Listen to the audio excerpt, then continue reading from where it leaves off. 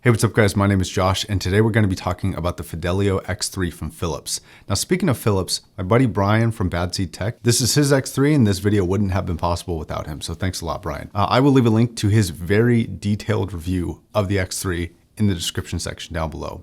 Thanks again, Brian. And let's go ahead and get into my review of the X3.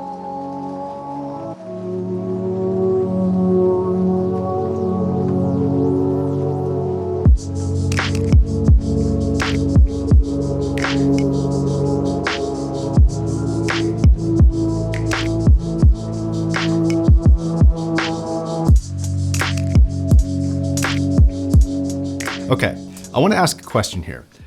Legitimately, not joking, who asked for this?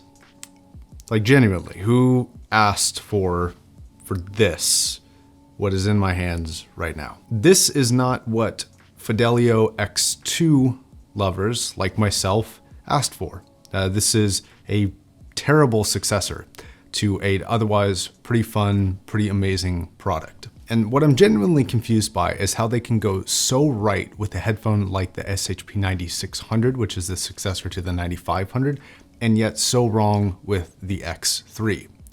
They made cardinal errors that they were making with the 9500 that people complained about, and they seem to take all those issues, fix them on the 9600, but stick them into the X3 for some reason. So the big mistake that Philips made was not listening to the people who actually like their products, not listening to the people who actually bought and liked the X2.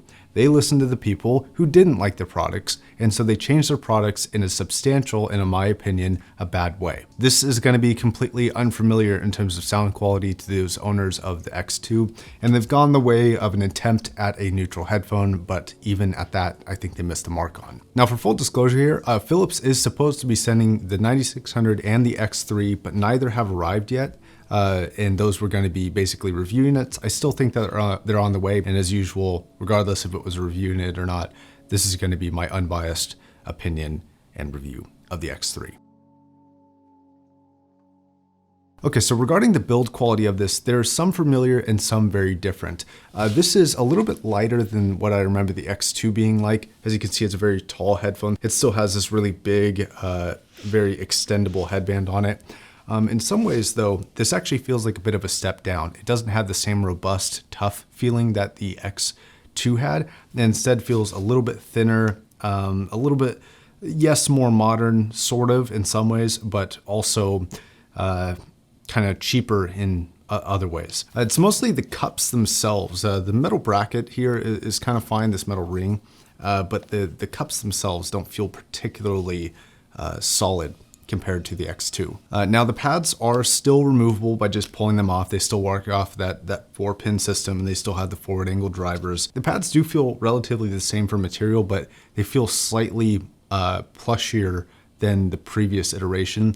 The previous iteration always felt a little bit too stiff for my liking. These are a little bit softer, so it's an upgrade there.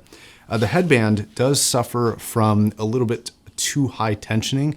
So this headband is constantly pulling this headphone kind of upwards. I'm always feeling a little bit of drag towards the top of my head. Doesn't make for a particularly comfortable long-term listening session. And then the last note on build is it does have two 3.5 millimeters on both sides, which you need the 3 poles for, not the 2 pole connectors for whatever reason. So a lot of your balance cables that would previously work with other headphones are not going to work with this. So you just got to be careful about which balance cables you're getting.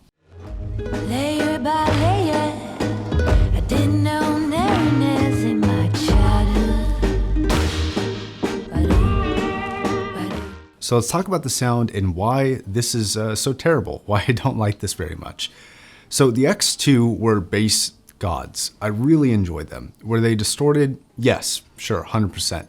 But they were fun. They had a unique sound signature and they were good at it. We need unique sound signatures in this hobby to keep things interesting, and so that not every headphone feels like the same bland iteration of the same bland headphone. So I enjoyed the X2 for their confident approach to a different, maybe less technically precise sound signature, but it was fun, and there were a lot of fans of it, including me.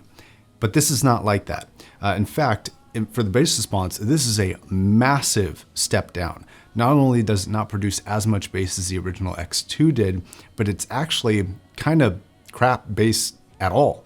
It's flabby. There's obvious artifacting in it. Like you can tell the driver does not handle bass response well at all. And to put it simply, for the asking price, the bass response alone is enough of a problem to where I would not recommend this just off of that one feature of the sound quality.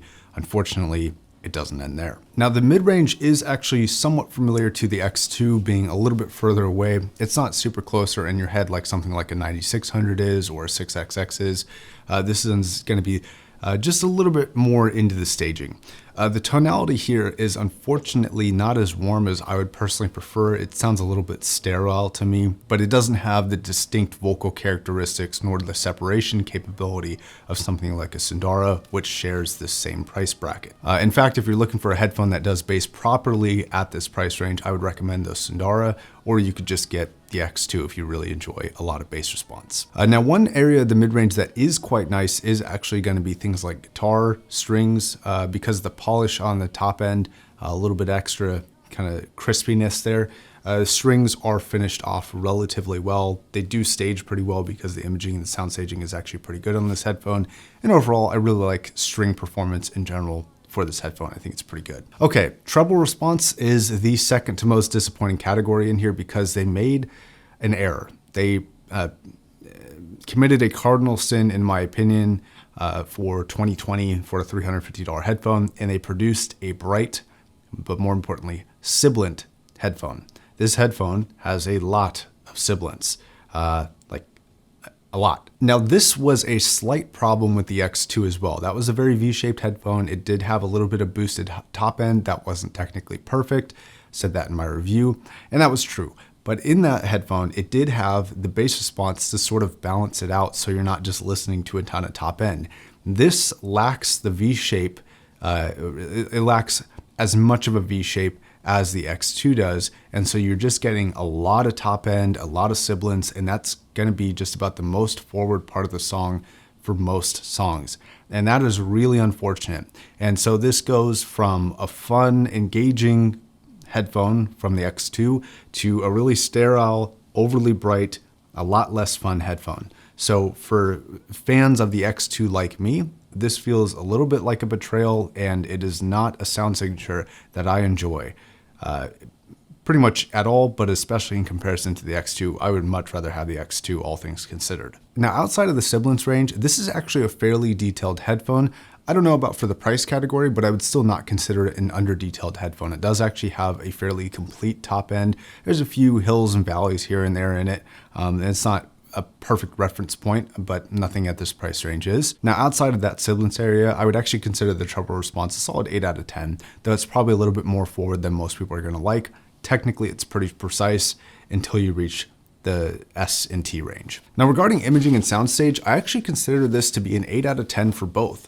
It doesn't quite have the openness of something like a Sundara, nor the separation capability of something like a Sundara, nor the width of something like a Sundara, but it's still pretty good. It's definitely not a slouch and pretty good for the price range. Now, what makes it so good is not just the width, but the actual coverage of it. It's a very complete, very circular sound staging headphone, except for one issue where if I do move around a little bit too much, when the headphone starts to pull up on me from the tension of the headband, the imaging just starts to kind of go above my head, and then it loses a little bit of magic. Then I got to keep kind of pushing it down to get the drivers parallel with my ear holes.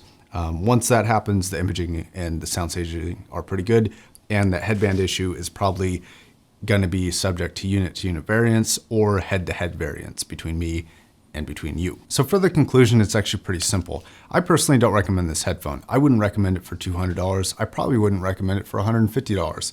It's okay in some categories, but the overall sound signature here is just not impressive given what is available on the market today. Now, that being said, the only silver lining I can see to this whole video is that the X2 is still available. So if you're a fan of the X2, just buy another one or just stick with the one you got, because this is not what I would consider to be a worthy upgrade. So it is a return of a legend, but it's unfortunately not a great return. Now, before I go, I do want to point out that this sound signature, while not for me and while not for, I think, people who like the previous X2, is a sound signature that some people will prefer.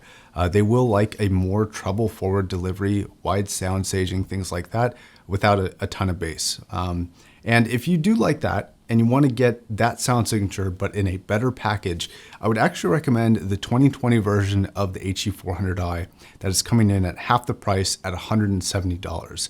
This headphone does that without the extreme peaks of the top end, with better, cleaner, I'm not sure if it's more, but it's certainly cleaner and clearer bass response that doesn't have weird artifacting or kind of a flappy nature to it. This is a very clean example of this type of sound signature, and I would highly recommend this. I'll leave a link to both of these in the description down below, but I wouldn't recommend purchasing the X3. Though notably, I will say the X3 is definitely built a little bit better in comparison to the 2020 HE400i, but sound quality, I think this handles it far superior. Okay guys, that's gonna wrap it up for me. Thank you very much for watching. Until the next video, my name is still Josh, and I'll see you next time.